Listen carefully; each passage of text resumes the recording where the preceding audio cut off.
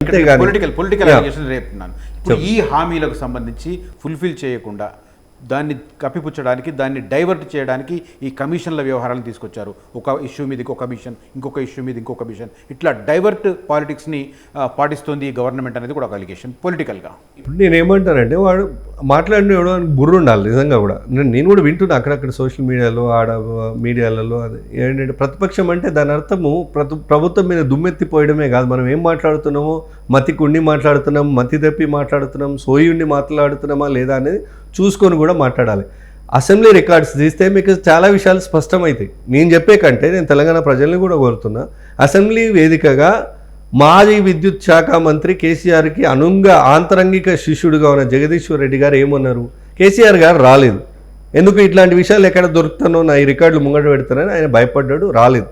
రాక జగదీశ్వర్ రెడ్డి గారిని ముందు పెట్టి విద్యుత్ అంశాల మీద మేము శ్వేతపత్రం ఇచ్చినప్పుడు, పవర్ ఇష్యూస్ మీద మేము వైట్ పేపర్ ఇష్యూ చేసినప్పుడు ఆయన డిమాండ్గా ఏం చెప్పాడు, 10 సార్లు చెప్పాడు, ఒక్కసారి కాదు, అధ్యక్ష అవినీతి జరగలేదని మేము అంటున్నాం, జరిగిందంటే కమిషన్ విచారణ చేసి ఇండిపెండెంట్ ఎంక్వైరీ చేసుకోమనండి అని సవాళ్ళు చేసాడు. ఆయన సవాళ్ళు స్వీకరించే ఇలా కమిషన్ వేసినాం. కమిషన్ వేసినాక మేము రానంటారు. ఇప్పుడు దొంగ ఎవడో అర్థమవుతుంది కదా, తెలంగాణ ప్రజలకు అర్థమవుతుంది కదా. ఇక్కడ రాజకీయ కమిషన్ వేయడంతో పాటు ఏం రిపోర్ట్ ఇవ్వాలో కూడా ముందే చెప్పి చేశారు, అదంతా ప్రీఫిక్స్డ్ అని చెప్పి ఒక అలిగేషన్. మేము సిట్టింగ్ విచారణ అడిగినాం, జడ్జీల అవైలబిలిటీ లేక వారు సిట్టింగ్ జడ్జిని కేటాయించలేమని హైకోర్టు చెప్పిండ్రు. తర్వాత రిటైర్డ్ జడ్జితోని ఒక క్రెడిబిలిటీ ఉన్న రిటైర్డ్ జడ్జ్ ఎల్ నరసింహారెడ్డి గారు అంటే ఆ రోజుల్లో శ్రీకృష్ణ కమిషన్ రిపోర్ట్ని బయటపెట్టినటువంటి వ్యక్తి, చాలా క్రెడిబిలిటీ ఉన్న వ్యక్తి.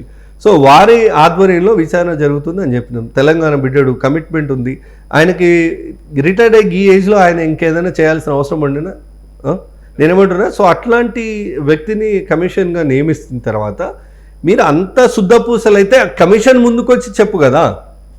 కమిషన్ బయాస్డ్ అని కదా రానంటున్నది. ఎట్లా బయాస్డ్ అవుతుంది? ముందే 11వ తారీఖు నాడు ఆయన ప్రెస్ కాన్ఫరెన్స్ పెట్టి గవర్నమెంట్ కాంగ్రెస్ నాయకులు ఏం చెప్తున్నారో అదే స్టేట్మెంట్ ఆయన ఇచ్చాడు కాబట్టి నేను రానని చెప్పి చెప్తున్నారు. శర్మ గారు, మీరు సీనియర్ జర్నలిస్ట్, మీరు చెప్పండి, కమిషన్ ప్రెస్ ముందుకు రావద్దని ఎక్కడన్నా ఉందా? ఆయన ఆ రోజు వారు ఆ మాటకు వచ్చిన వారు చెప్పింది ఏంది, మేము ఈ వాళ్ళని పిలిచి మాకు అవసరం ఉన్న సమాచారాన్ని సేకరించాము, వాళ్ళు ఇచ్చిన సమాచారం మేరకు కేసీఆర్ గారిని రేపు క్వశ్చన్ చేయబోతున్నాం. దానిలో తప్పేముంది? కమిషన్ ఉందే దానికోసం కదా. బాధ్యులు ఎవరో చర్యలు తీసుకొని దోషులు ఎవరో తేల్చడానికే కదా కమిషన్ ఉంది. ఆ దాంట్లో పాతదాలుగా ఉన్న పాత్రలు పోషించిన వివిధ హోదాల్లో ఉన్న అధికారులందరినీ పిలుచుకోవడం, వాళ్ళతో వాళ్ళ అభిప్రాయాలు స్టేట్మెంట్ రికార్డ్ చేసుకున్న తర్వాత వాళ్ళ ఇచ్చిన సమాచారం మేరకు దాని మీద క్లారిటీ కోసం కేసీఆర్ గారికి నోటీసులు ఇస్తామంటే తప్పేముంది? సుప్రీంకోర్టు లైవ్ ప్రొసీడింగ్స్ అవుతున్నాయండి. సుప్రీంకోర్టు జడ్జిలు మాట్లాడేది మనం లైవ్లో వింటున్నాం, అవునా కదా? హైకోర్టు జడ్జిలు మాట్లాడేది మనం లైవ్లో వింటున్నాం, కేసు ఆర్గ్యుమెంట్స్ లైవ్లో వింటున్నాం. నిన్న ఒక మాట మా ముఖ్యమంత్రి గారు ఇంకొక అడుగు ముందుకేసి, ఎక్కడన్నా ఇట్లాంటి చిల్లర ప్రచారాలు వీళ్ళు చేసి ఆశపడుతున్నారు, ఏదైనా రాజకీయ లబ్ధి కోసం ప్రాకులాడుతున్నారంటే అది కూడా ఒక అడుగు ముందుకేసి, అయ్యా నువ్వు కమిషన్ ముందుకు వచ్చి నువ్వు చెప్పుకునేది ఏదో చెప్పుకో, నీ నిజాయితీ ఏందో కమిషన్ ముందు చూపించుకో. మేము రిపోర్ట్ తప్పు చేయడం కాదు, తెలంగాణ ప్రజలే న్యాయ నిర్ణేతలు కదా, నిన్ను ఇంటికాడ కూర్చుని పెట్టింది వాళ్ళే కదా. మీరు ఇది మొత్తం లైవ్ స్ట్రీమింగ్ చేస్తాం, పో నువ్వు చెప్పేది నువ్వు చెప్పుకో, నువ్వు తప్పు జరగలేదని జడ్జి గారు కూడా కన్విన్స్ అయితే తెలంగాణ ప్రజలు కన్విన్స్ అయినట్టే కదా. దీనిలో బయాస్డ్ రిపోర్ట్ ఏముంది? సో మీరు అర్థం చేయండి, ఇంత ధైర్యంగా ఇంత హుందాగా రాజకీయాలు, కొంత పారదర్శకంగా రాజకీయాలు నడపాలనే ఆలోచనతో మా ముఖ్యమంత్రి గారు ఒక అడుగు ముందుకేసి ట్రాన్స్పరెంట్ మెయింటైన్ చేద్దామని చెప్తున్నారు. మొత్తం లైవ్ స్ట్రీమింగ్ చేస్తాం, తెలంగాణ ప్రజలంతా వింటారు కదా నువ్వు చెప్పేది ఏందో. ఆయన అడిగిన ప్రశ్నలకు నీకు సమాధానం లేదు ఈ రోజు వరకు కూడా. వారు ఏమడిగినరు?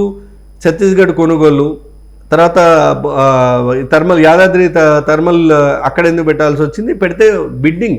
ఒక్కటండి బాటమ్ లైన్ క్వశ్చన్, అందరికీ అర్థమయ్యే భాషలో అడుగుదాం. 1,00,000 రూపాయల పైన ఉన్న దేనికైనా టెండర్, 1 కోటి రూపాయల పైన దేనికైనా టెండర్ పిలవాలనుకుందాం. సపోజ్ నువ్వు 1,00,000 కోట్లు, 82,000 కోట్ల అవినీతి జరిగిన ఈ స్కామ్లో టెండర్లు లేకుండా ఎట్లానండి మీరు ఇచ్చింది? పబ్లిక్ రంగ సంస్థకు కదా. అక్కడ నువ్వు పెట్టిన 3.90 పైసలు ఇక్కడ ఓపెన్ మార్కెట్లో 1.92 రూపాయలకు కూడా దొరికిన రోజులు నేను తెలంగాణ సమాధానం ఎంత, ఒక యూనిట్ మీద రూపాయి, రూపాయిన్నర, ₹2 దోపిడీ చేసినట్టే కదా, అంటే నువ్వు ఆగం చేసినట్టే కదా. నేనేమంటున్నా, ఇక్కడ 2 విషయాలండి. ఒకటి, ఆర్థిక క్రమశిక్షణ పాటించకపోవడం కూడా తప్పే అంటున్నా. You are just a custodian. ముఖ్యమంత్రిగా ఎవరున్నా కేసీఆర్ గారు పదవులుగా ఉన్నా దాన్ని ఏమంటారు, is a custodian for public exchequer అంటారు. ప్రజల చేత పూల్ చేయబడిన ఆ నిధికి, ఆ బడ్జెట్కి నువ్వు కస్టోడియన్ మాత్రమే, నీ ఇష్టం ఉన్నట్టు ఖర్చు పెట్టడానికి లేదు. పెడితే అది తప్పు. ఓకే, ఇప్పుడు ఈ విషయంలో జరిగింది ఏంది, ₹3.90 నువ్వు కొన్నప్పుడు బయట ఓపెన్ మార్కెట్లో ₹1.90 అమ్మే రోజు ఉంటే ₹2 పర్ యూనిట్ చొప్పున తెలంగాణ సంపాదన ఆవిరి చేసినావు కదా.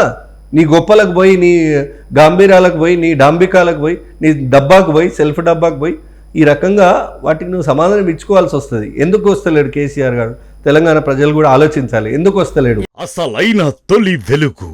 ఫాలో వాట్సాప్ @తొలి వెలుగు అఫీషియల్.